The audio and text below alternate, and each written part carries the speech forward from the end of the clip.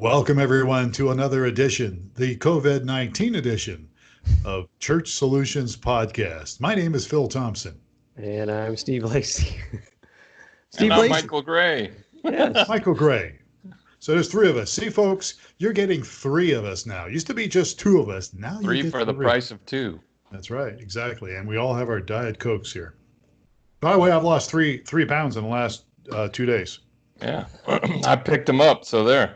There you go. All right, good deal. Hey, folks, we're a tech company, and we work with churches, ministries, and so we're glad that you are here with us. And today we're going to talk about, well, let me have Steve Lacy tell us what we're going to talk about today. Steve? Today we're going to talk about creative ideas for church during COVID-19. Creative ideas for church. Creative ideas for doing church, I guess, is probably a more aptly named title. Well, how do you do church during COVID-19, especially if you're on lockdown?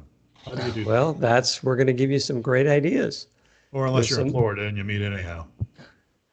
Sorry. Or that. Florida. That would be one way to go.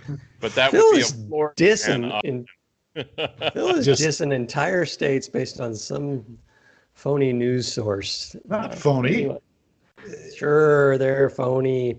They only give half the stories. The guy got arrested. All right. So, hey, which, look, God's law is higher than man's laws, right? So let's move on here from this. I don't know how you got us off track here, Steve. All right. It was you. So Michael, you're the rational one here. You're the rational person in this bunch. Tell us some creative ideas, and these are actually really good. So we're goofing around here, but the truth is they're really good stuff. So let's just jump into it, shall we? All right. Well, I think most of what we're talking about is an opportunity to be pastoral and relational. So I know there's a lot of ideas well beyond what we're going to share today, but basis of you've got everybody at home. They're really not able to be with people and connect with people, and they're really, really missing that connection point. And so there's an opportunity for us as Church Online pastors, period, to optimize how we connect with people online. So one opportunity. Yeah, my home church, they've kind of shifted their presentation style. They're doing a lot of simulated live, which we talked about a few weeks ago, and they're doing it more in a round table environment. So there's 4 different pastors: youth, children, associate pastor, and senior pastor, all 4 delivering the message together, and each taking a point and discussing it more in a conversational, relational style, I guess I would call it. Yeah, are they literally sitting around a round table? I can't remember if there was a table in the middle. It's a square table. Yeah, there was a table, I thought, in the middle. Okay. Well, I'm just curious. Yeah. Go ahead. So rectangular table. I'm not sure. Triangle table. I don't know. It's a table. They're sitting around talking. Go ahead, Steve. The key to this, I think, is typically, 6 weeks ago the message was pastor up there presenting a message, and he's preaching. It's preaching style. It's a preaching, teaching kind of style. And what Mike is talking about here is more of a relational. So that rather than presented kind of message, this is much more of a conversational kind of a message. More of a, I don't know. I think back to the monologue on Johnny Carson versus the interview with the guest, so it's much more a relational, sit down at a table and have a conversation and present still have a message to present, but it's just done in a much different style. Yeah, that sounds good. Yeah, that sounds really good. So again, we're talking about creative ideas. That's a creative idea. Mix things up a little bit, give people some extra input. And I think it's good. All right. So relational pastoral focus. So maybe, get 2 or 3 of your either staff or, deacons or people involved that you can bounce some things off of and stream it or record it and put it out there. Good stuff. All right. What's another point we could talk about here? So along the relational pastoral focused approach is having a post-service chat with pastors or Typically some of this stuff is taking some of the things that we do in person when we come to church. We get greeted by somebody when we show up after the service. We may go to an info table. We may want to go talk with the pastor. We may want to go pray with an elder or whatever.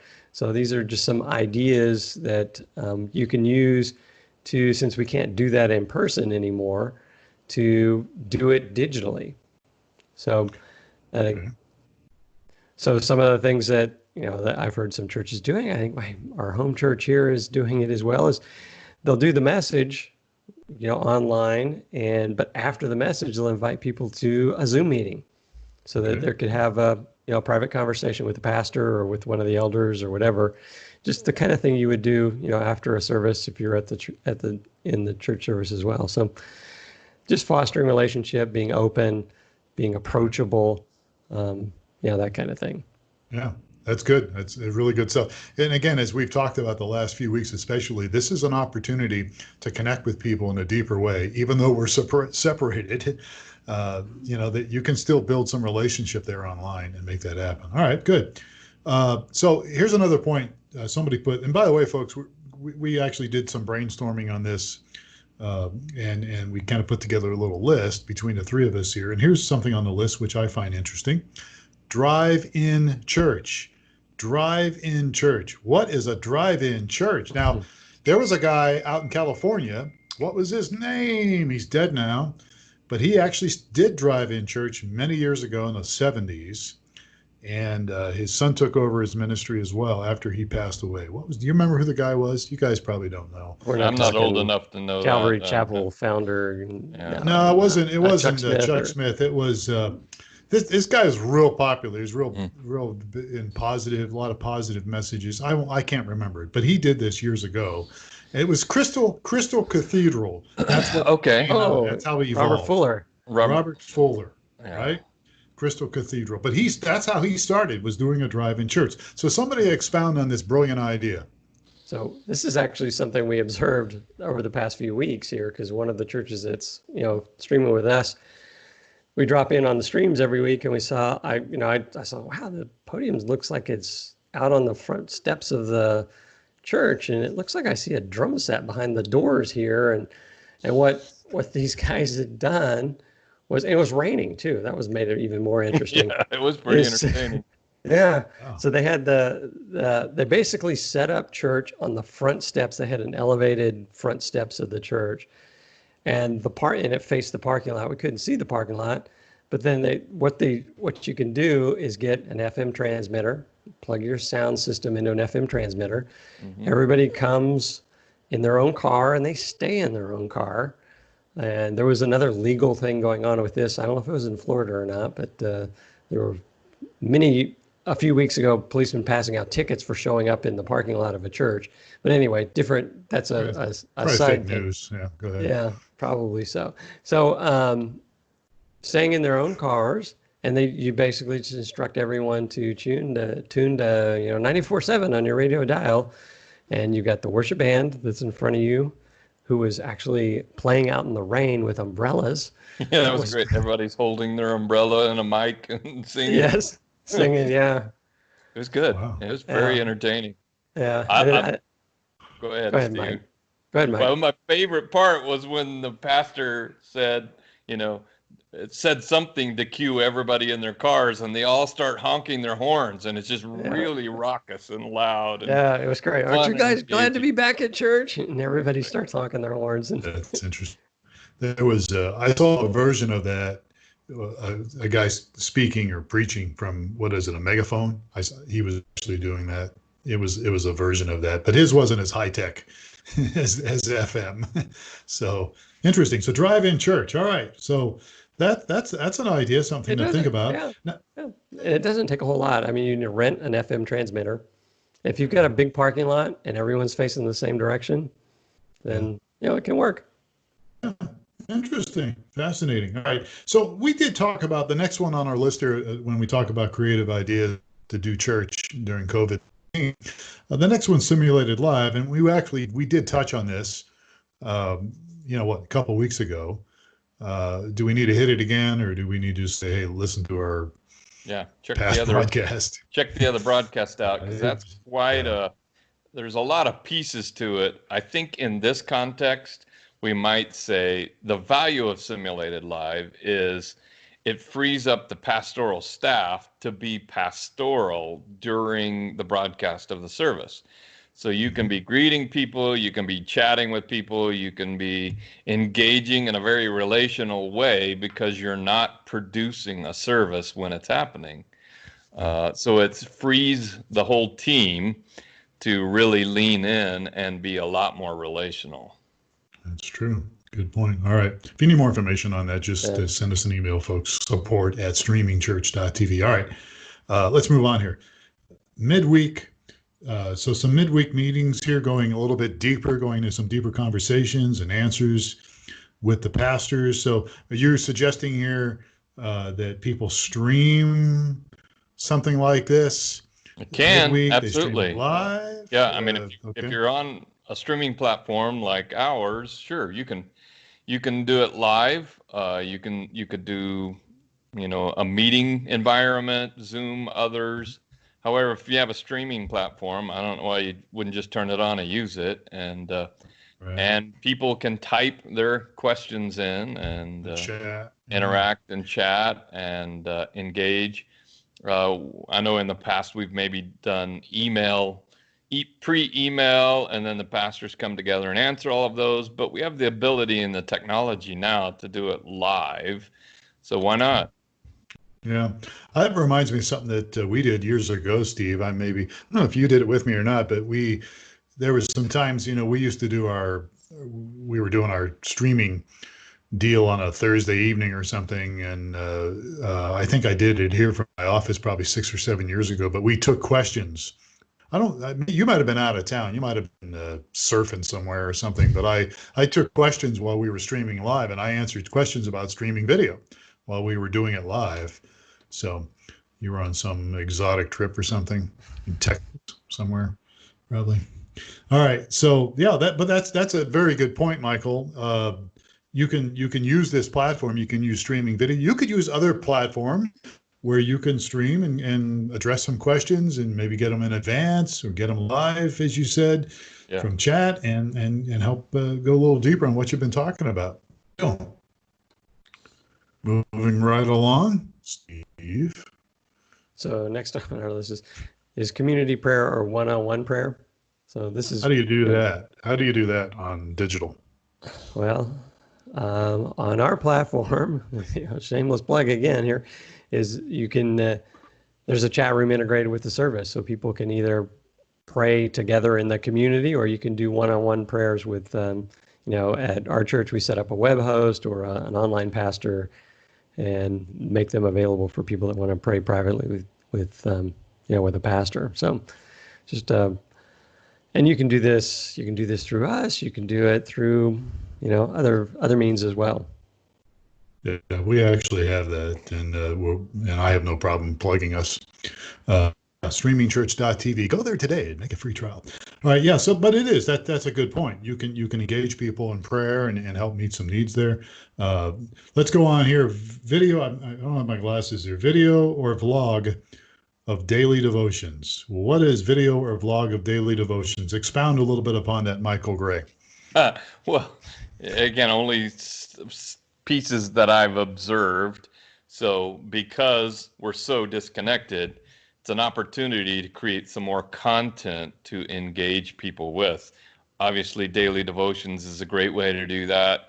You can do it by video. It can be something that you're just reading out of a daily devotion, or you can engage in a live environment with others. A lot of different ways to do it, but we have this vehicle of video and live experience that gives us a lot of power on a daily basis. We don't have to wait till Sunday. You can do it 7 days a week. Doesn't have to be a production either. Just flip a phone open, set it on a tripod, check your sound, check your video, check last week's podcast for all the instructions on how to do that well. That's right. But don't make it difficult. Don't make it difficult and complex. Just set it up, record it, or go live and do it and engage with people. Yeah. And you could do an audio version of this too. I mean, Absolutely. our pastor does audio, and he sends Yeah. a three Great. times a week, a little audio, 5-minute audio devotional out. And it comes out in our newsletter. We post it on our website. We post it on, won't say that other name, but we post it other social media platforms as well. So Steve raised his eyes. I said Facebook, but I didn't want to say Afraid to say it Facebook. out loud. I was afraid to say Facebook out loud. He's afraid he would Facebook. upload his video and they would disallow it because it had some kind of license conflict in it. Might, yeah. So that's good point. So use technology here during the week for daily devotional meditations, vlog, VLOG, or audio. All right, small groups online. Let's talk a little bit about small groups online, because I know you guys are doing small groups online. And after the first half hour of getting everybody to work their microphones, how's that coming along? My microphone's not working. Can you help me sort that out? I'm sorry. Wait. Now my video quit. Are we on? I think you're having more trouble, Steve. Maybe you should hit that. Well, it's funny because it's just one couple that is having a hard time. And, we've got 8 couples in our group, 6 or we have a big group. So it's just funny because one of the couples just really struggle. We don't know what they're struggling with, but they're struggling. So, and maybe it's just. What platform are they using? We're using Zoom. Oh, we're calling another. Right. So Zoom, but there's other platforms besides Zoom, right? Where you can have everybody on. We're using one right now. It's called Skype. We're streaming Skype. We're streaming it. Google, that other social media company we won't mention. Yeah. There are others that have meeting platforms, and many of them are free. Yeah, and I think we're going to get a lot better and a lot more accustomed to this, because 3 or 4, 5 years ago, we were doing online groups, and it was usually the leading edge of people said, "Oh, I want to do my online group," and still there's some struggles there, but now it's very mainstream. So I think. I think the things are going to change for doing church. I think things are going to change for doing small groups too. Even 6 months out from now, we'll probably have people over and have snacks, and we'll have a Zoom set up in the corner for the guys that couldn't make it that night or whatever. And it'll be normal again. I mean, it'll be normal. The new normal. New normal.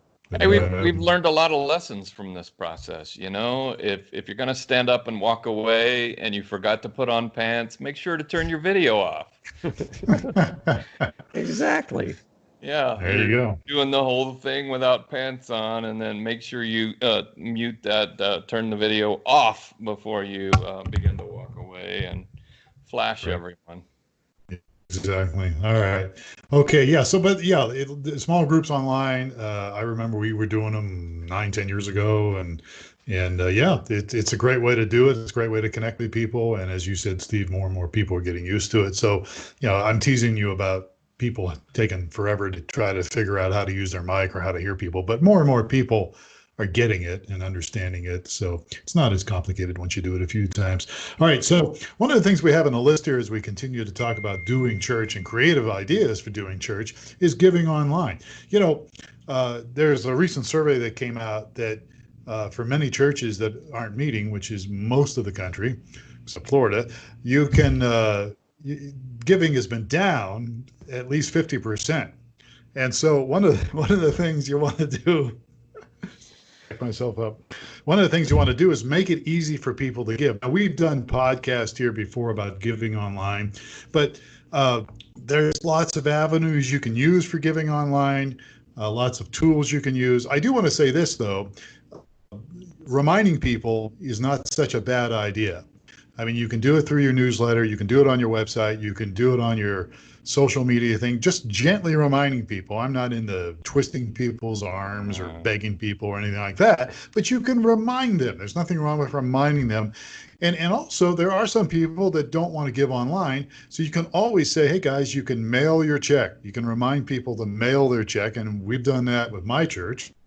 there are some that mail their checks in, so we make sure we give them the address and all that good stuff. So giving online is a part of, it's a part of worship, it's a part of doing church, and so we shouldn't walk away from that and pretend it's, you know, it's off limits. It's actually part of well, you still got to pay your bills, right? I mean, so making it accessible for people, accessible, is that the word I'm looking for?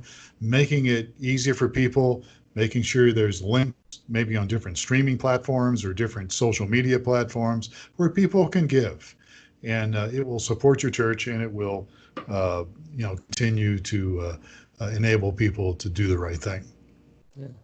I think a lot of people are, I know myself, is out of the habits. You know, you had a usual routine, and now we're locked in our homes. Right.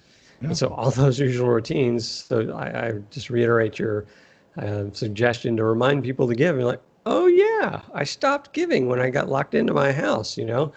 Yeah. I better, you know, Yep. that's Yeah. not me, So, but yeah, well, but Well, I think you guys hit on something, and I know you've talked about it in detail. Cause I had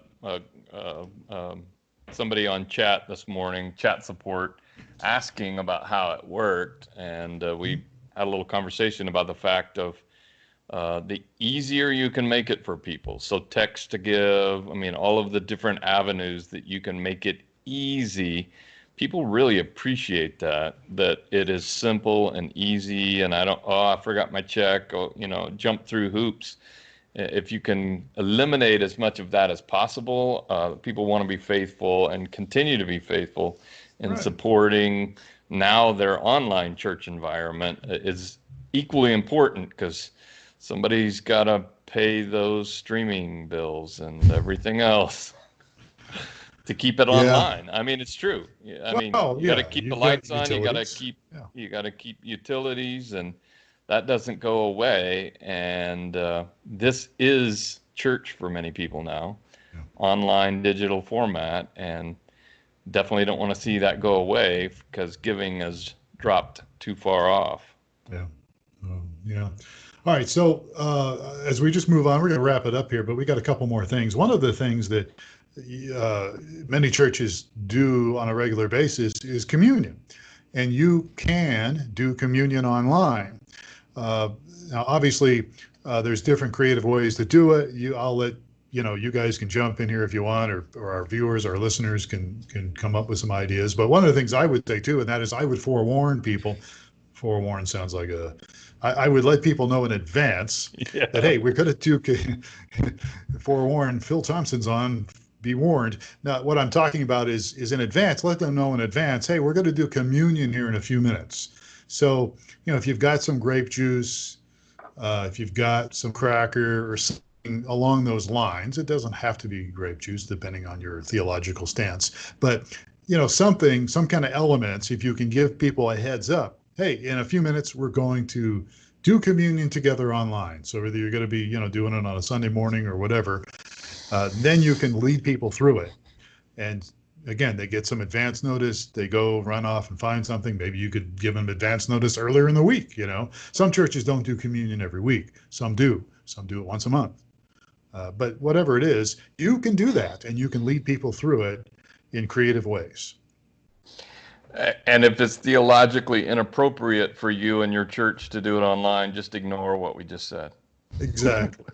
Don't want to offend anybody. It doesn't work for everybody. Obviously, not everything works for everybody, but it is another great creative idea of still staying connected in a worshipful way while you're online. Absolutely. Yeah, good deal. All right. One more point, guys, and then we'll wrap it up, shall we?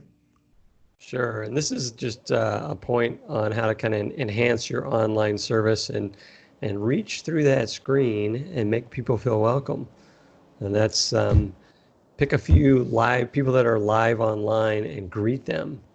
So through your video, obviously your web host and people in the chat room are going to be greeting people as well. But it's, the senior pastor does a shout out saying, hey, glad to see Dave here attending from Juneau, Alaska, or whatever. That's always makes people feel welcome. It's the old trick of who was it? way back in the 50s, was it? I was not around, or maybe the early 60s. There was a children's show where the host would look at the camera I and don't know. Oh yeah, was they'd it go, the looking in the was it looking in a little magnifying glass or something? What was that?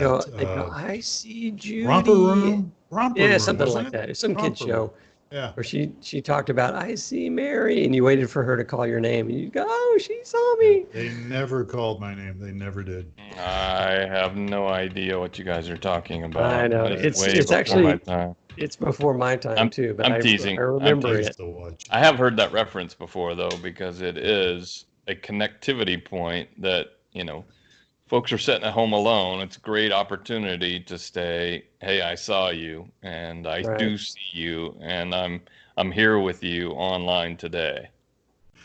Uh, and of course, you're talking about the person that's on camera doing that. So that person's going to need to know who's online.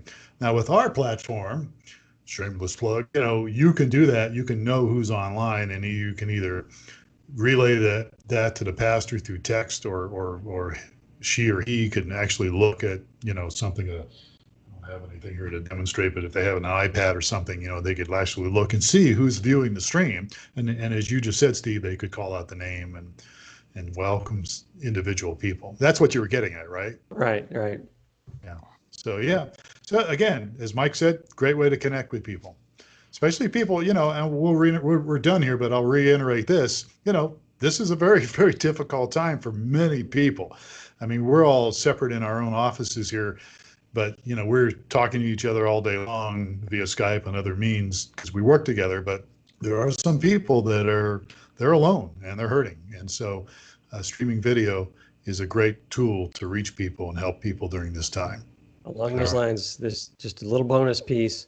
I heard today that all of the callers, robo callers, and that are having a completely different environment right now.